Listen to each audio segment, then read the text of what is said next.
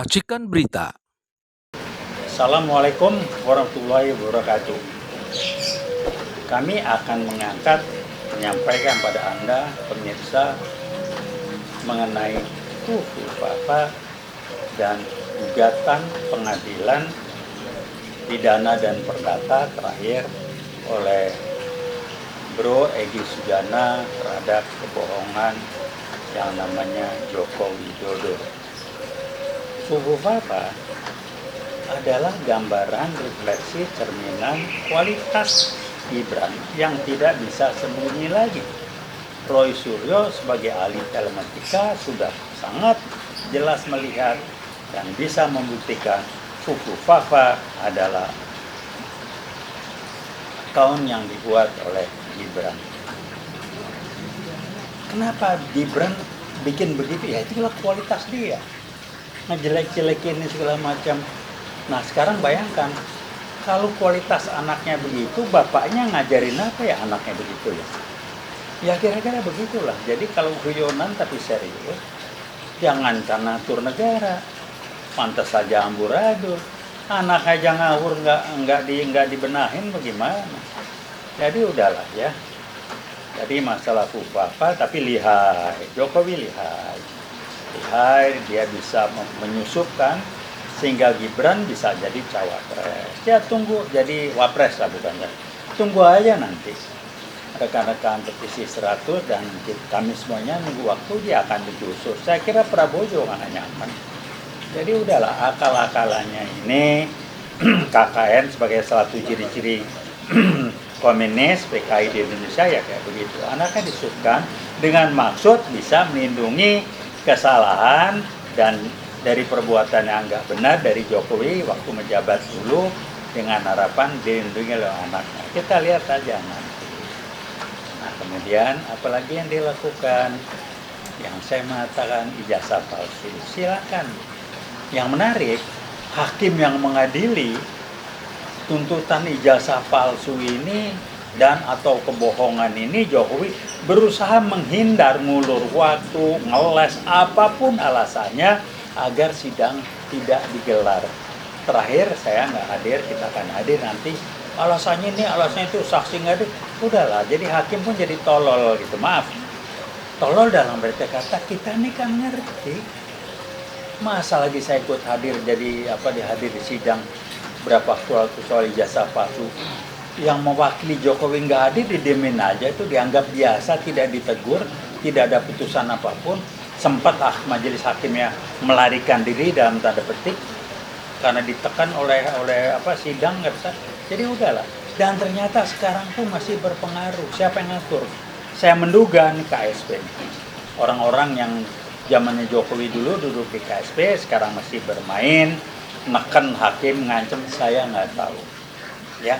Tapi kejadian ini seperti ini contoh apa? Bagaimana Jokowi dengan PKI gaya barunya merusak sistem keadilan, merusak lembaga-lembaga hukum dengan cara-cara seperti itu.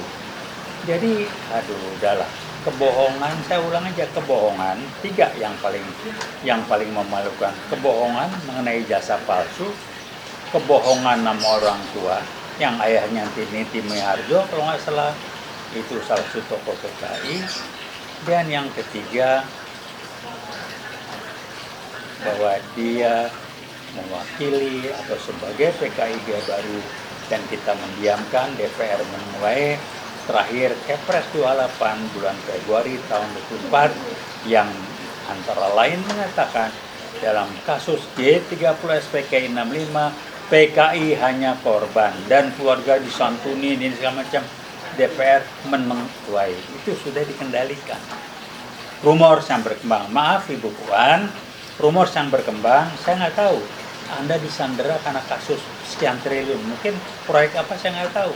Kan mereka main sandera, lo ngomong gue buka, gitu. Jadi gampang lah, saya nggak tahu Bu Puan, tolong klarifikasi. Kalau enggak, Anda nggak disandera, kenapa Anda diam aja? Kenapa Anda diam aja? Kepres yang nggak benar itu. Jadi tolong dipahami lah ya. Ini yang ingin sampaikan bahwa Fuku Fafa adalah produk dari anaknya Jokowi, Gibran, yang dengan lihainya sekarang jadi wapres, yang sedang berusaha oleh publik masyarakat untuk digusur, dia nyusup ke Pak Prabowo, tapi kita lihat dia akan bisa ngikutin segala macam. Tapi yang jelas adalah dia bisa ngomong, paling enggak anaknya jadi wapres. Gila, republiknya nasibnya jelek betul ya, punya wapres yang fufu papa begitu, otaknya nggak nyampe, sekolahnya nggak jelas, cuman setara SMK, ngomong ke Singapura, belajar ke Australia gini, cuman rehab narkoba barangkali. Jadi ya dokter Tika aja bilang itu ada kelainan gangguan kejiwaan atau apalah, saya nggak ngerti. Tapi wajar yang nggak sehat, cuma lulusan SMK. Jadi pertanyaannya ngapain bertahun-tahun 2-3 tahun di Singapura? Katanya sekolah. Jawaban saya kemungkinan besar rehab dari narkobanya, karena begitu pulang udah kayak kuliah bohong-bohongan, taunya setara SMK, berangkat SMA kelas 2, pulang cuman setara SMK. Halo, Fufu Papa, kapasitas Anda cuma segitu aja, silakanlah Anda bisa ngacak-ngacak. Mari kita bayangkan 10-20 tahun mendatang, generasi muda kita akan geleng-geleng kepala dan tertawa geli. Wah, pernah ada periode kita nih malu betul ya, punya generasi, punya wapres yang kayak gitu, dan tidak ada tindakan. Saya mengharapkan, kami mengharapkan, saya kira Anda juga bersawan mengharapkan Prabowo bertindak tegas, tuntaskan kasus kilometer 50, makin kelihatan itu Kapoldanya kelihatan bermain tanggung jawab. Kedua, kasus Kanjuruhan, sekian banyak orang meninggal, tenang-tenang aja. Ketiga, yang besar juga, petugas-petugas dalam pemilu yang sekian ratus orang kalau nggak salah meninggal, tidak boleh diautopsi ada apakah gerangan. Kalau saya tanya apa itu? Test the water. PKI coba ngetes, dia bisa ngendalikan nggak? Ternyata bisa, nggak ada yang berani ribut. Jangan diotopsi, jangan. Itu PKI baru yang main. Jadi kalau Anda mau nanya, apa sih PKI baru? Lihat hasil kerjanya. Jangan lihat fisik PKI baru muncul, lihat hasil kerjanya yang seperti itu. Ngacak-ngacak, merusak, dan lain sebagainya. Jadi tolong disadari, dan Nadiem dipasang, untung sudah diganti, sekarang dia akan merubah sejarah. Menghilangkan PKI, pemberontakan PKI 48 di Madiun, pemberontakan PKI 65 G30S, dan kelakuan Jokowi memperkuat PKI dengan Kepres 28 bulan Februari tahun 2024. Kok menang baik? DPR udahlah, Anda nggak usah bubarin aja DPR lah. Terima gaji, duitnya kegedean, ongkang aja nggak jelas.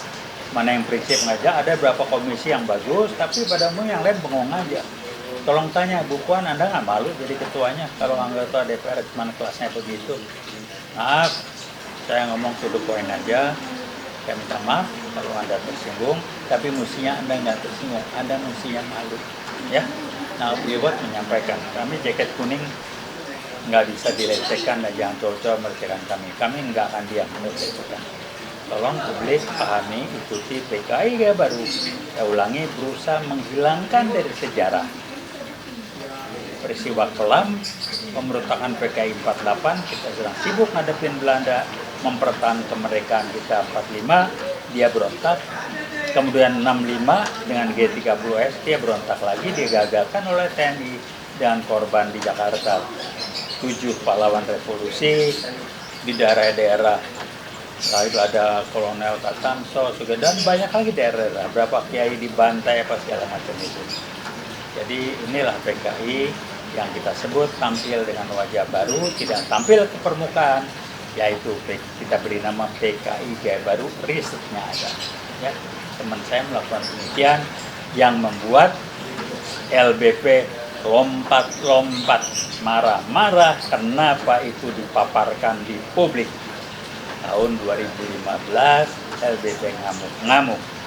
Teman saya sekarang dihantam kiri kanan, nggak tahu kemana, saya belum bisa komunikasi, tapi semuanya sangat jelas digambarkan. Dia nyusup, tidak tampil ke permukaan, yang dikejar adalah sistem, aturan, segala macam konstitusi itu yang dicoba dirubah jadi acak-acak sesuai dan untuk kepentingan PKI Gaya Baru, bahkan menggunakan pejabat tangan orang lain yang bukan PKI tapi disusun. Itu aja untuk mengingatkan, kami akan terus berbicara hati-hati, PKI Gaya Baru dan Jokowi adalah PKI Gaya Baru. Mudah-mudahan Pak Prabowo mencabut Kepres, mengkoreksi Kepres 28 2024 bulan Februari bahwa G30S 65 PKI adalah korban. Tolong dicabut dan dibenahin. Terima kasih. Wassalamualaikum warahmatullahi wabarakatuh. Veritas, Probitas, Justisia. Uyewat bergerak. Terima kasih.